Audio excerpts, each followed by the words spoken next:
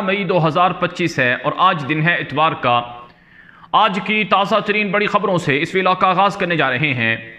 नाज़रीन किराम, अगले 48 घंटों में मशरिक़ वुस्ता में सदी का सबसे बड़ा मुआहिदा हो सकता है। इस हवाले से पूरी दुनिया की नज़रें इस वक्त मशरिक़ वुस्ता पर लगी हुई हैं। इसराइल हैरान है, परेशान है कि उसके साथ हो क्या रहा है। वो शख्स जिस पर इसराइल ने एतमाद किया, जिस पर इसराइल को बड़ा मान था और जिससे इसराइल को बड़ी तवक्कुआत वाबस्ता थी, उस शख्स ने इसराइल के साथ हाथ कर दिया है। यहाँ तक कि कहा जा रहा है कि उसने इसराइल के साथ धोखा दे दिया है। मामला कुछ यूँ है कि अमरीकी सदर डोनाल्ड ट्रंप ने 48 घंटों के बाद सऊदी अरब में लैंड करना है और मशरिक़ वुस्ता का ये जो अमरीकी सदर का दौरा है, इसे तारीख का, सदी का सबसे बड़ा दौरा करार दिया जा रहा है मशरिक़ वुस्ता के लिए। और इस दौरे में कुछ ऐसे मामला तय होंगे, कुछ ऐसे मुआहिदे होंगे कि जिससे दुनिया का मंजरनामा बदल सकता है, जिससे पूरी दुनिया के अंदर एक नई जो फिजा है वो कायम हो सकती है। बिलखुसूस मशरिक़ वुस्ता के लिए इस डील को इस सदी की सबसे बड़ी डील या समझौता करार दिया जा रहा है। नाज़रीन किराम, जो कल तक दुश्मन थे वो दोस्त बन जाएंगे, जो कल तक दोस्त थे वो दुश्मन बन जाएंगे, और ये अमलन होता हुआ नजर आ रहा है। इस हवाले से जो मेरे पास ताज़ा तरीन मालूमात हैं कि इसराइल बहुत परेशान है और इसराइल अमरीकी सदर डोनाल्ड ट्रंप पर बरस रहा है कि जनाब ट्रंप साहब, ये तुम क्या कर रहे हो?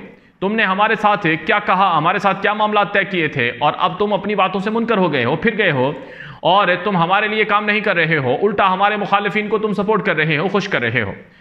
नाज़रीन इकराम, मैं आपको तफसीलात देने लगा हूं कि जो गजा की जंग है इसके ख़त्म होने का इम्कान बढ़ गया है। और मेरे सामने इस वक्त जो ताज़ा तरीन मालूमात हैं कि गजा की जंग को ख़त्म करने के लिए अमरीकी हुकूमत का शदीद प्रेशर है इसराइल के ऊपर।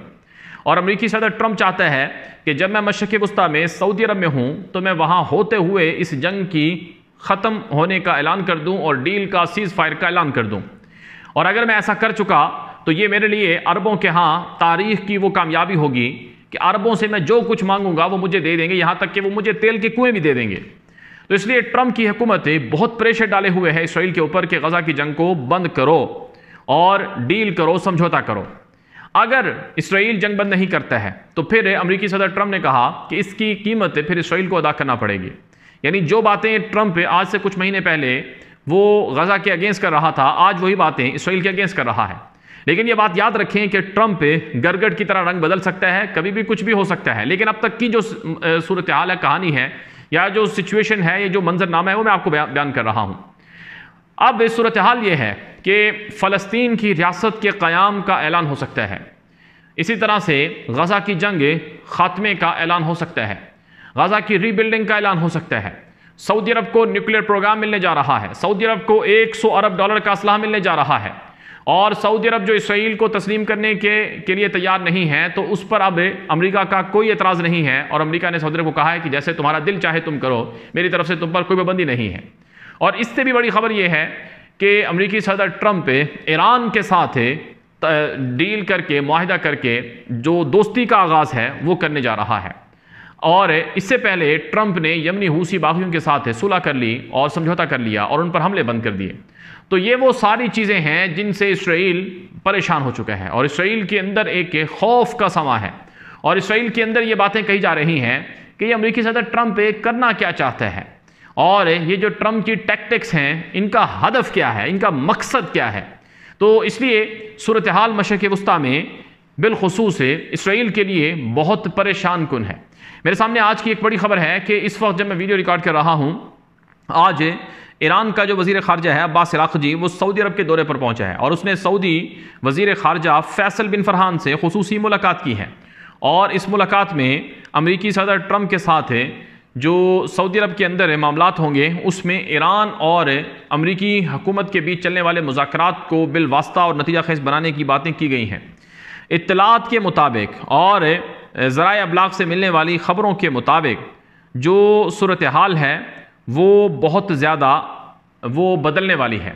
यानी जो ईरान है वो अमेरिका के साथ मामला तय कर लेगा और ईरान और अमेरिका के दरमियान मामला तय हो जाएंगे और ईरान पर जो हमले की प्लानिंग थी इसराइल की वो नहीं हो सकेगी। ये भी रिपोर्ट्स में बताया जा रहा है और यही सऊदी अरब के अंदर ईरानी वज़ीर ख़ारजा की जो दौरा है ट्रंप की आमद से 48 घंटे पहले, ये इसका नतीजा है। اور پھر ناظرین کرام جو ایک اور ڈیولپمنٹ دیکھنے کو مل رہی ہے وہ یہ ہے کہ مشرق وسطیٰ میں ایک نئے دور کا آغاز بھی امریکی صدر ٹرمپ کی آمد سے ہو سکتا ہے۔ ویسے جو امریکی صدر ٹرمپ مشرق وسطیٰ کا دورہ کر رہا ہے، سعودی عرب آ رہا ہے، اس میں وہ گلف نیشن کے ایک اجلاس سے بھی وہ خطاب کریں گے، یعنی کہ جو عرب 6 ملک ہیں جن میں بحرین، کویت، قطر، UAE، سلطنت عمان اور سعودی عرب شامل ہیں، یہ جو 6 GCC کنٹریز ہیں، ان کی مشترکہ ایک سمٹ بھی ہوگی، ان کی ایک میٹنگ بھی ہوگی، اور اس میٹنگ کے اندر بہت سے معاملات اور بہت سی چیزیں طے کی جائیں گی۔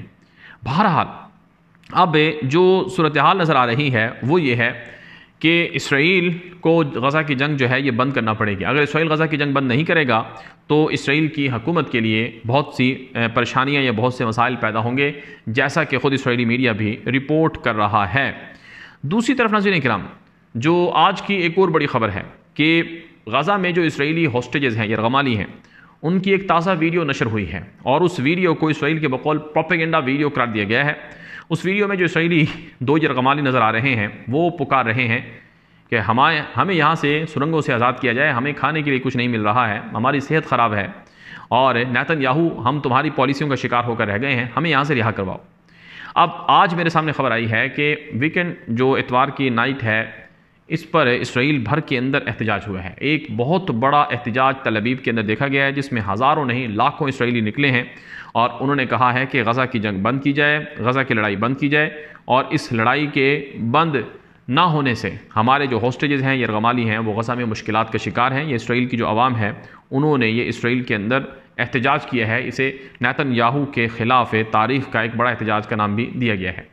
رپورٹس بتاتی ہیں کہ عوام اس قدر متنفر ہے نیتن یاہو سے کہ وہ اس سے استعفے کے مطالبات کر رہی ہیں، کیونکہ جنگ کی وجہ سے اسرائیل کے اندر حالات نارمل نہیں ہیں، اور جنگ کی وجہ سے اسرائیل کے اندر مارکیٹیں اور سکولز اور تعلیمی ادارے، یہاں تک کہ جو عوامی جو پلیسز ہیں وہ بھی محفوظ نہیں رہی ہیں۔ ہر وقت سائرن بج جاتے ہیں، کبھی کہیں پر بھی کسی بھی طرح کا حملہ ہو جاتا ہے۔ تو یہ وہ چیزیں ہیں جس سے اسرائیل کے اندر لوگ پریشان ہیں، اور لوگ چاہتے ہیں کہ یہ جنگ بند ہو اور لڑائی بند ہو، اور کم سے کم نیتن یاہو کی جو سیاسی پالیسیاں ہیں ان کی وجہ سے ہمیں اس کا نشانہ نہ بننا پڑے۔ پھر ناظرین کرام اطلاعات یہ آ رہی ہیں کہ اسرائیل کے اندر فوج میں جو بھرتیوں کے احکامات دیے گئے تھے، یعنی مزید فوجیں بڑھانے کا، اور نیتن یاہو نے کہا کہ ہم غزہ کی جنگ کو مزید وسعت دیں گے۔ اب یہ بھی ایک خبر چل رہی ہے کہ امریکی صدر ٹرمپ کا اگرچہ اسرائیل پر بہت بڑا پریشر ہے کہ جنگ کو بند کیا جائے، لیکن اطلاعات یہ آ رہی ہیں کہ نیتن یاہو ٹرمپ کے مشرق وسطیٰ میں جب موجود ہوں گے تو اس وقت وہ جنگ کو بھڑکائے گا، یعنی جنگ کو وسیع کرے گا، توسیع دے گا، اور اس کا ہدف ہے ٹرمپ کو بھی پیغام دینا ہے کہ اسرائیل اپنی فتوحات سے پیچھے نہیں ہٹے گا اور اپنے اہداف کو حاصل کرنے تک جنگ جاری رکھے گا۔ تو یہ اس حوالے سے ایک بہت پیچیدہ صورتحال ہے جو امریکہ اور بنیادی طور پر اسرائیل کے درمیان دیکھنے کو مل رہی ہے۔ بہرحال ناظرین کرام کچھ مزید خبریں بھی آپ کے سامنے رکھیں گے۔ اس وقت میرے سامنے ایک اور بڑی خبر آ رہی ہے، اور یہ خبر بنیادی طور پر شام کے حوالے سے ہے۔ شام کا جو صدر ہے احمد اشر، وہ دورے پر پہنچا ہے بحرین کے، اور بحرین کے حکام کے ساتھ اس نے شام کے تعلقات کو معمول پر لانے کی بات کی ہے، اور پابندیاں ختم کرنے اور شام اور بحرین کے بیچ تجارتی معاملات کو بڑھانے کا اعلان کیا ہے۔ احمد اشر کی جو حکومت ہے وہ دھیرے دھیرے آگے بڑھ رہی ہے اور مختلف ملکوں سے رابطے ان کو وسیع کر رہی ہے۔ یہاں پر میں ترکی کے حوالے سے ایک بڑی خبر رکھوں گا۔ ترکی کے وزیر خارجہ حاکان فیدان کا ایک بڑا خوفناک انٹرویو نشر ہوا ہے گزشتہ روز، جس میں ترک وزیر خارجہ نے یہ بات کہی ہے کہ 4 سال پہلے مجھے زہر دینے کی کوشش کی گئی، اور میرے دشمن بہت ہیں، اور یہ دشمن میں جانتا ہوں کون ہیں اور کس طرح سے مجھے نشانہ بنانے کی کوشش کی گئی۔